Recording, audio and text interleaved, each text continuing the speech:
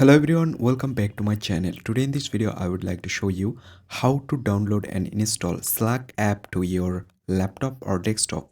So let's begin our video. The process is very easy and simple. First of all, you just need to connect the internet to your PC and then open any browser. I just simply open my Chrome browser and then go to search bar and type Slack and then hit the enter button. Right now here you can see slack.com. Just open this link.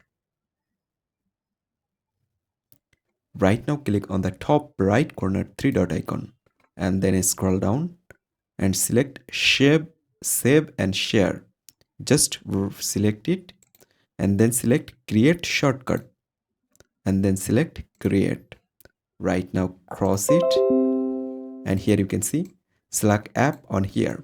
So in this way you can download and install Slack app to your laptop or desktop very easily. I hope you can understand. Thanks for watching this video.